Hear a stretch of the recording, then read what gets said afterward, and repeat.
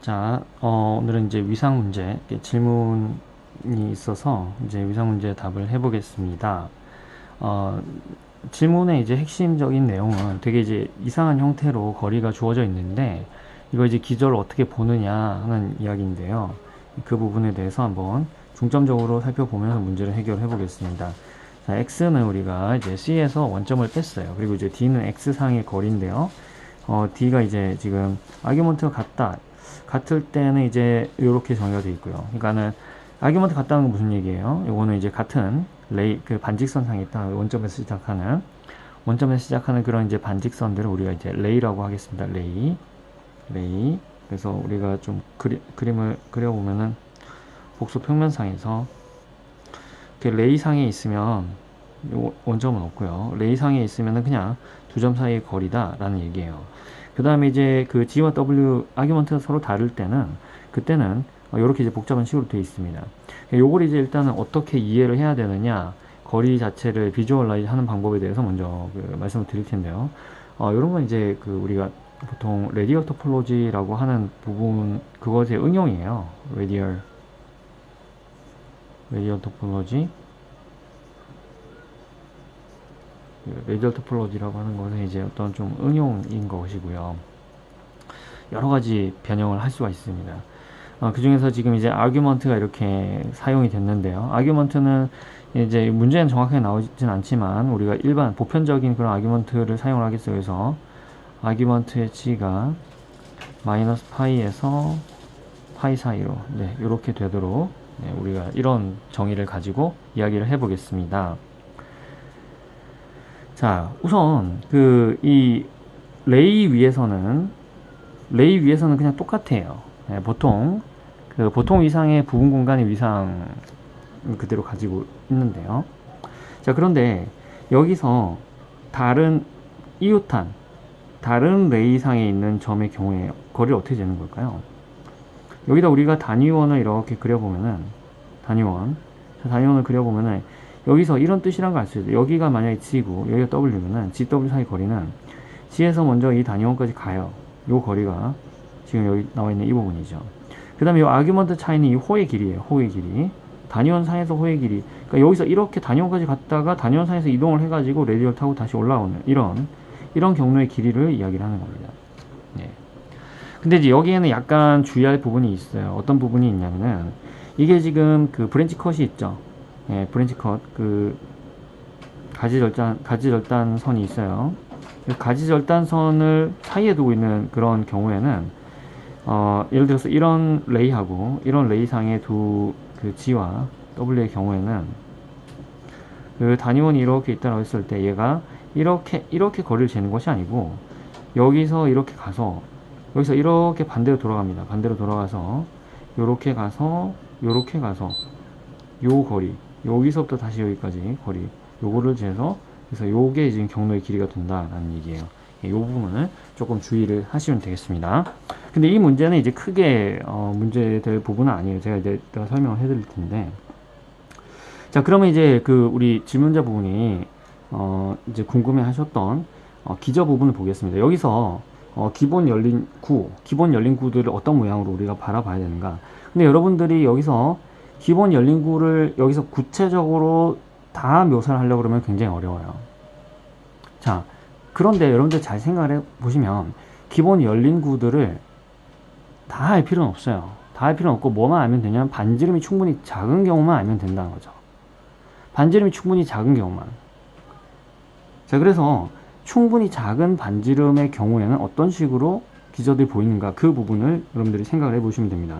자, 그런데 우선 여기서 지금 그래서 이 거리를 재는데 이 단위원이 굉장히 중요한 역할을 하고 있다는 걸 여러분들이 아실 수 있겠죠. 그래서 단위원상에 있는 점과 그렇지 않은 점에 대해서 이 기저의 모양이 되게 달라지게 돼요.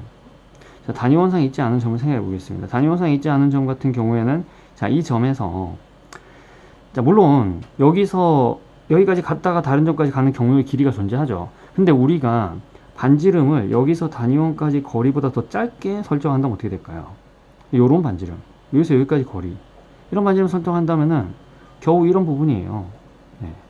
안쪽도 마찬가지로 겨우 이런 부분이 되는 거죠. 요 점의 기저는 요런 모양의 작은 반지름을 가진 기저가 존재하는 것이고, 그리고 요 점의 기저도 이렇게 작은 반지름을 가지는 이런 기저가 존재하는 겁니다. 자, 그러면 단위원 위에서는 어떻게 될까요?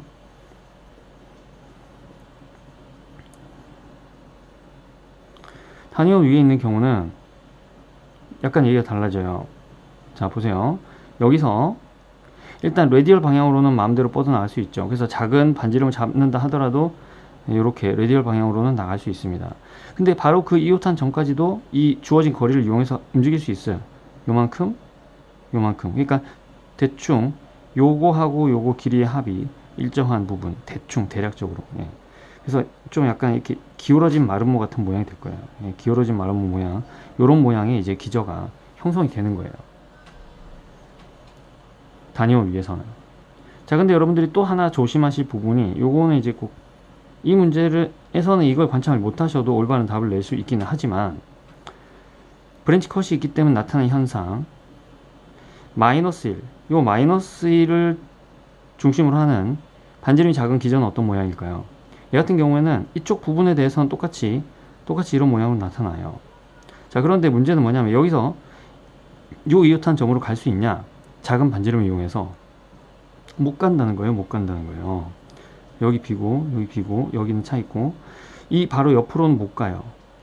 여기는 이제 점선으로 표시를 해야 되겠지만, 요렇게 가야 되기 때문에 여기서 기하학적으로 조금밖에 떨어져 있지 않은 점이라 하더라도, 단위원상에 있는 점이라 하더라도 굉장히 그 거리가 이제 멀게 나올 수가 있는 겁니다. 그래서 이 부분은 이쪽 부분이 있는지 없는지를 봐야 도집합을 정확하게 구해낼 수가 있어요. 자, 이제 그 기저를 보는 방법에 대해서 설명을 해드렸고, 그러면 이제 도집합을 한번 구해 보겠습니다. A가 이렇게 주어져 있는데 그림을 먼저 그려 볼게요. A가 마이너스 1에서 1까지 인터벌에다가 플러스 마이너스 i를 더해줬어요. 그래서 이렇게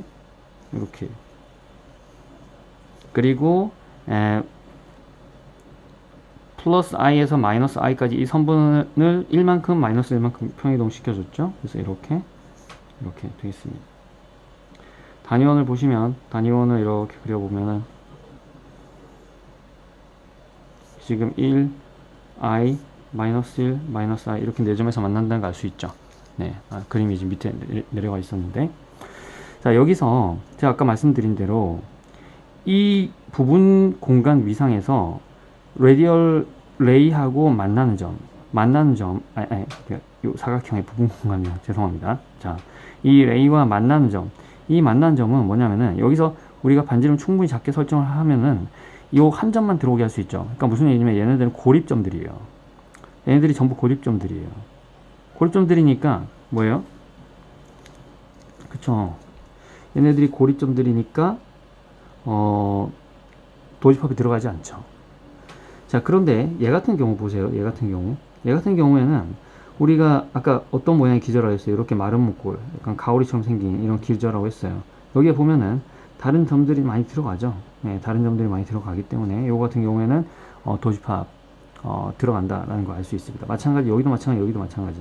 얘가 좀 다른데요. 여기는 좀 사실 따로 설명을 해줘야 돼요. 왜냐면 여기선 기저가 이렇게 생겼어요. 그래서 이쪽 부분이 있기 때문에 들어간 거예요. 이쪽 부분이 있기 때문에. 만약에 여기가 끊어져 있었다. 그러면 이제 조금 더 어려운 문제가 됐죠. 여기가 끊어져 있었고, 예를 들어서 뭐, 이런 모양의 원이었어. 이런 모양의 원.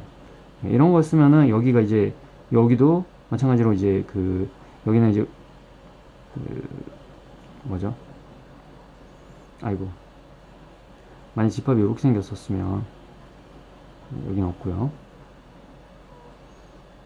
이렇게 생겼었으면은 이 점은 들어오지 않고 이 점만 들어오는 그런 문제가 됐겠죠. 어쨌든 여기 문제에서는 그게 이제 크게 상관이 없고 이쪽 부분이 들어가기 때문에 1, 마이너스 1, i, 마이너스 i 이렇게 해서 4점이 들어가게 된다 하는 것을 알 수 있습니다. 두 번째 부분은 이제 그렇게 어렵지 않아요. 요 an 같은 경우에는 an이 자, 마찬가지로 여러분들이 이 r이 당연히 이제 1이냐 아니냐에 따라서 이게 운명이 결정이 되겠죠. 그렇죠? r이 1보다 R이 1이 아닌 경우 생각해 보겠습니다. R이 1이 아닌 경우에는 일단 뭐냐면은 AN하고 AK 사이 거리를 보는데 기본적으로 얘네들이 일단 R에서 1까지는 가야 돼요. 요거 2배는 돼야 되잖아요. 그죠? 자, 그러니까는 뭐예요?